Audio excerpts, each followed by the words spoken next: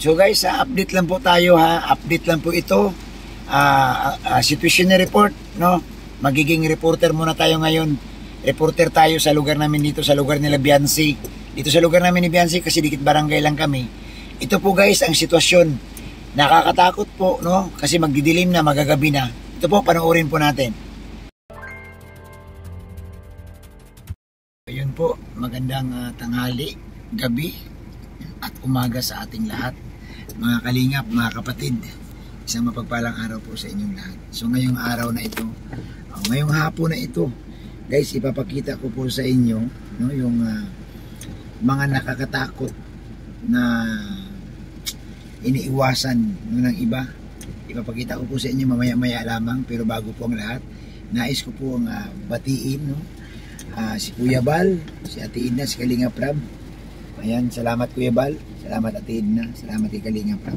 So guys, no, ito ang nakakatakot, no, sa lugar ni Biansi. Sa lugar ni Biansi guys, ipapakita ko po sa inyo ang isa sa mga nakatakutan ng marami. At kahapon lang, no, may balita po dito sa lugar namin na mayroong 4 na mangingisda, no? 4 fisherman ang nawala ng dahil sa malakas na alon at hangin at ulan.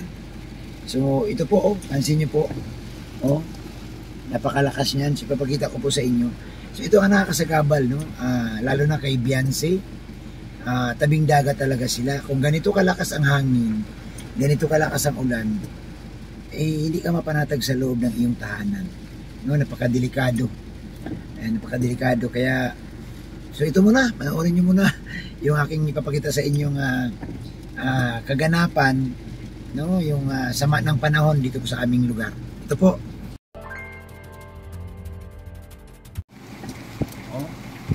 Yan ang lakas ng hangin, no?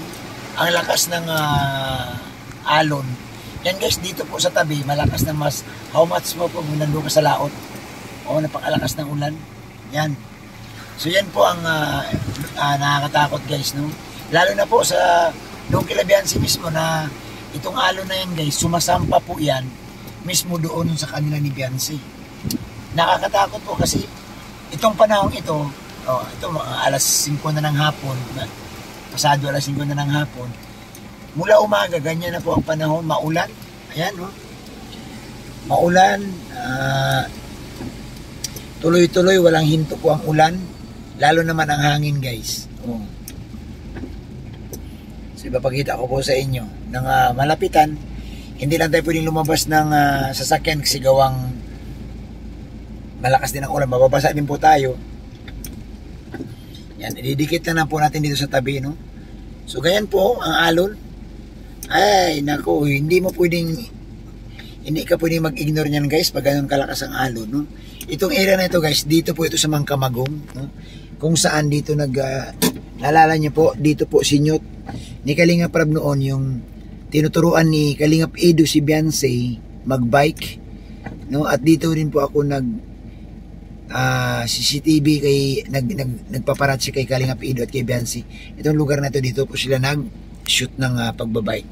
So ganyan po, So nakakatakot din talaga, no? Nakakatakot din talaga. Ayan, basa na po tayo. Ayan. Malakas ang alon, no? Malakas ang alon. Malakas ang hangin, malakas ang ulan. So basang-basa po yung daanan. Ayan po. So kung mapansin niyo po guys ang mga nyog, ayan po. Ang hangin po mula doon sa laot papunta dito. No, ang tawag daw nila diyan habagat. So nakaraang araw po, no, kahapon lang, no, nabalitaan namin dito sa lugar namin na mayroong 4 na mangingisda. Ang pumalaot hindi na nakabalik. No, ayon dito sa barangay. So hinahanap pa sila magpahanggang ngayon kasi ang nangyari kasi kahapon, maulan kahapon guys pero walang hangin. So marami pong mga mangingisda ang kampante silang pumalaot kasi nga wala namang hangin kahit maulan. Pagdating po ng alas 4 ng hapon, nagkaroon po ng unos. Yung tawag yung unos, yung bang biglang paglakas ng hangin. Dahil nga malakas ang hangin, lumaki din po ang mga alon. Ganyan. So, ayan po, umuulan po yan ha. So, doon po ang nangyari guys. Nawala daw itong 4 na mangingisda. No, na, mula po sa isla ng Caringo. Kung matandaan ninyo, pag andoon kami kila Beyonce, yung isla, dyan po yan, oh. Hindi lang talaga matanaw dito guys, kasi sa kapal ng ulan, oh. Walang islang matanaw, pero dyan po yan, oh. Dyan po, no, sa lugar na yan ng Isla Caringo, taga dyan po yun, nawala yan, lakas ng hangin, lakas ng ulan. So, magsira tayo pinto. Dyan po nawala sila. Siyempre guys, no, hindi mo din pwedeng sisihin.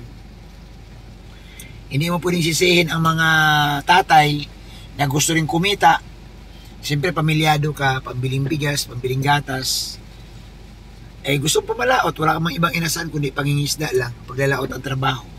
Ang problema, pag nadisgrasya, mas kawawa. Kaya, yung mga binibigay naming mga pabigas, yung mga 5 kilos, 3 kilos, tuwang-tuwa na po dyan guys, ang mga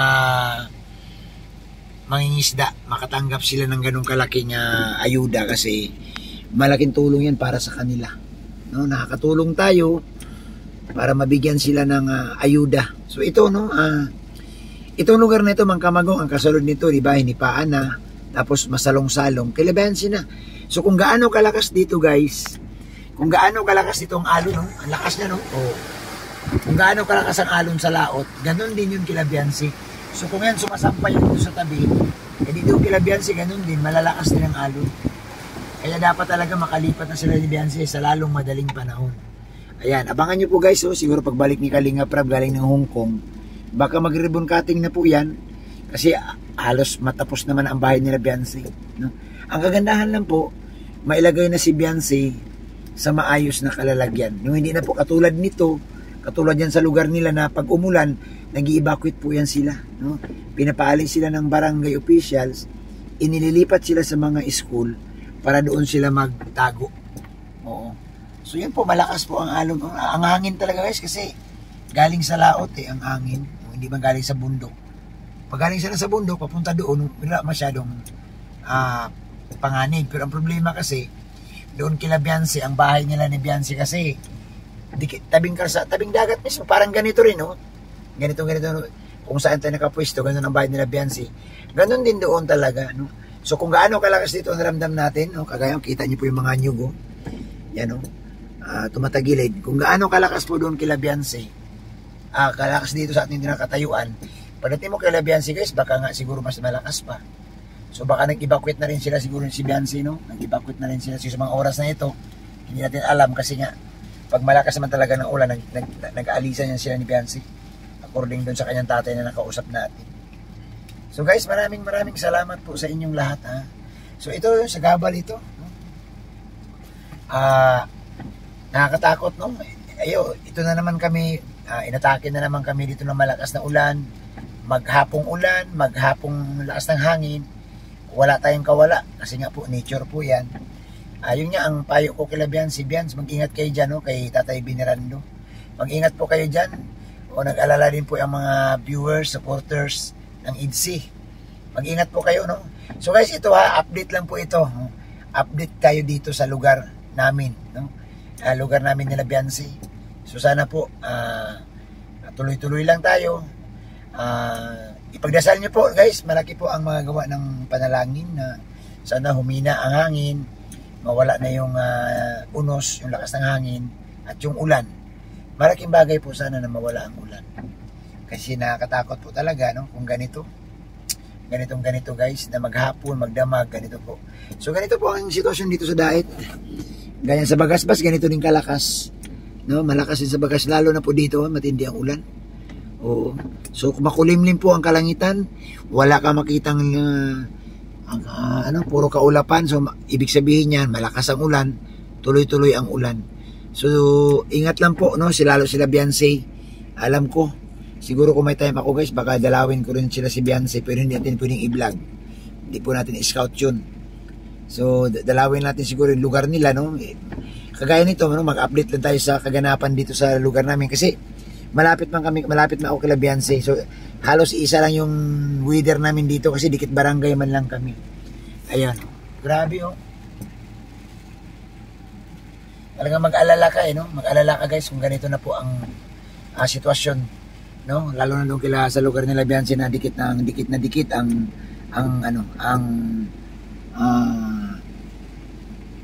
bahay nila sa dagat.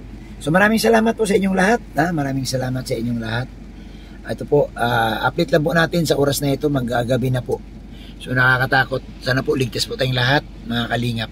God bless po, isang mapagpalang araw sa ating lahat.